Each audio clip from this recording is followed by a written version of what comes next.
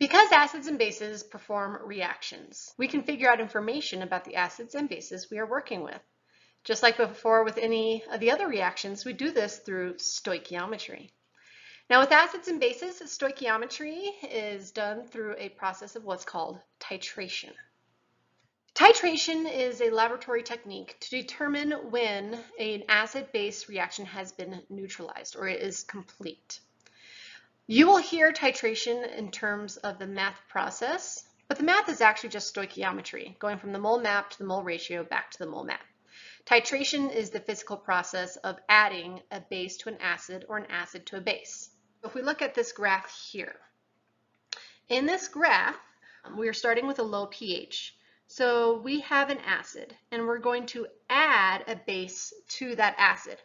As we add the base to the acid, it's going to react and it's going to start to neutralize. And then depending on the volume of a base we use, we can determine a lot of information. What we look for is called the equivalence or neutralization point. This is the point when the moles of acid equals the moles of base based off the stoichiometry, or the coefficients in the balanced reaction. This is when the solution is neutral. Neutral does not necessarily mean a pH of 7. It means that the moles of acid equals the moles of base. In this graph, we have two different reactions occurring. We have a strong acid with a strong base. When those two interact, we do get an equivalence point of 7.0. However, if we start with a weak acid like vinegar with the same strong base, because the base is stronger, it takes more of the acid to neutralize it. Therefore, it's going to have an equivalence point that is above 7. And then we can say that for a strong acid and a weak base being below that pH of 7. So when we say neutralization point or equivalence point, we are talking about the mole ratio, not necessarily the pH of 7. Because solutions are colorless, we typically will need to add an indicator or use a pH meter to determine when that equivalence point has been met. Indicators are quick and easy to see when a reaction is over. An indicator is a chemical compound that changes color around that equivalence point. And so we say the end point of the indicator needs to be at or near the equivalence point. So on this graph, we have two different indicators here. We've got methyl orange and phenolphthalein. So methyl orange would be good if we were looking at a weak base with a strong acid, but if we have this in here, the solution is going to go from colorless to an orange. And then it's going to go from that orange to this pink. Depending on what we are looking for, we can determine the end point of that reaction. If we're using a weak acid and weak base, phenolphthalein is going to be the best because as soon as it turns pink, it's just barely into that pink region, the reaction has been neutralized. If it becomes too pink and you go too far in, we actually have more base than we actually need. All right, so we can use these indicators.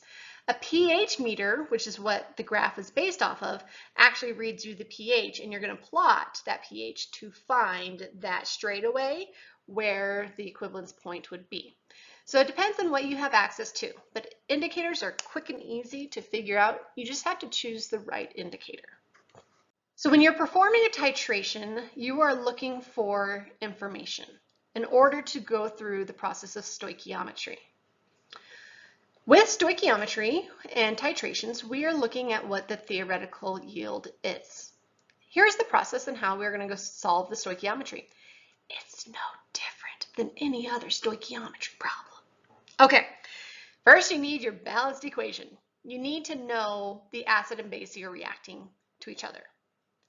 Once you know that, you're going to go to the mole map.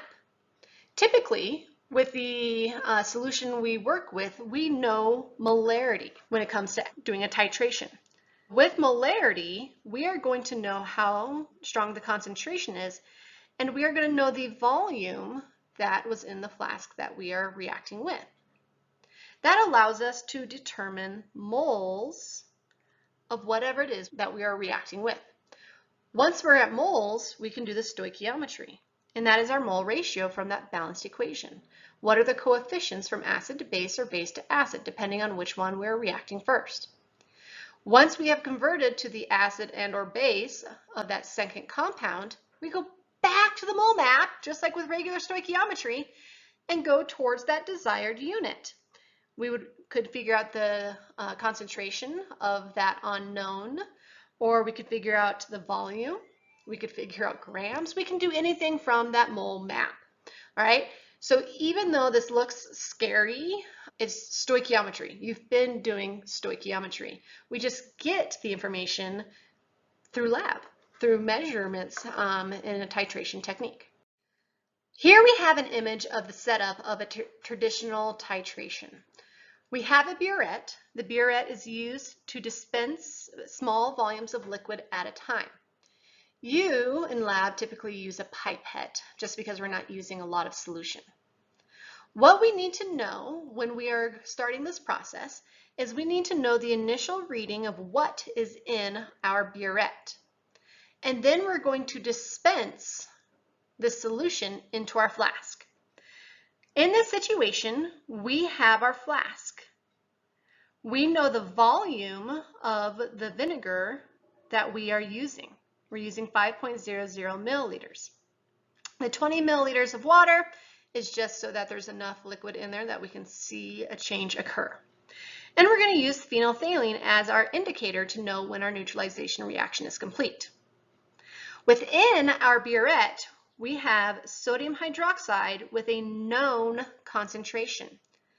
Therefore, if we know the information about sodium hydroxide, we will then be able to determine information about our vinegar. So we're going to dispense that sodium hydroxide into the flask, and we're going to swirl it because the reaction takes point right at where those drops interact with the surface of the vinegar or acetic acid. So we're going to swirl it around, and we're going to keep dispensing the liquid and swirling until the color change is consistent throughout the entire mixture and stays for about 30 seconds is what we use. When we're done, we have that final reading. Now these readings are recorded in milliliters. So the difference between the two is the volume of NaOH used in this neutralization reaction. If we know the volume of NaOH and the concentration of NaOH, we can go through stoichiometry to figure out information about our vinegar or the acetic acid within that vinegar. So let's do this calculation.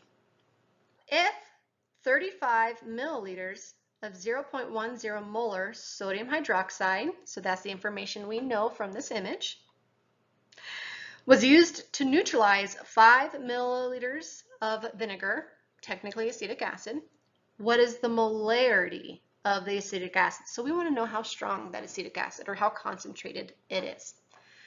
I'm going to write all my information down. Sodium hydroxide is our base. We know the volume of sodium hydroxide used was 35 milliliters.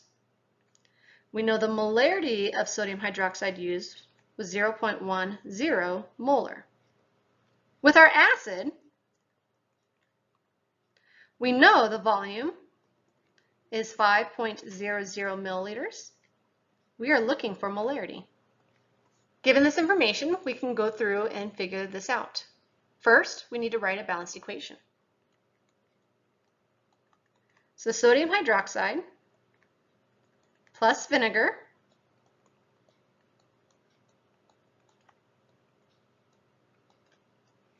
reacts and it neutralizes to form a salt, sodium acetate. You don't need to know that name. That is a polyatomic ion though, if you look on your polyatomic ion sheet.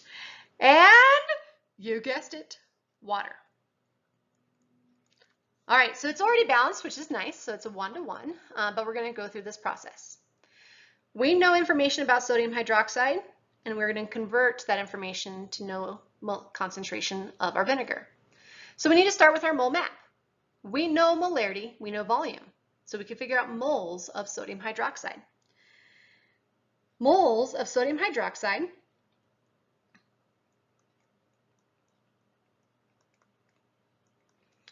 we will take the molarity times volume in liters. So 0.035 liters. And this will end us with moles. Go through and calculate it. 0.0035 moles of NaOH. So now that we know moles of NaOH, we can determine moles of our acetic acid.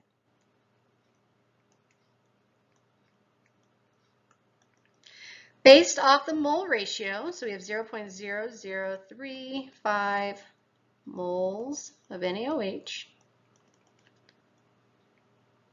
It's a 1-to-1 ratio. I'm running out of room, so I'm not going to put the compounds with there. Moles of NaOH cancels out. 0.0035 times 1 divided by 1 is 0.0035 moles of acetic acid.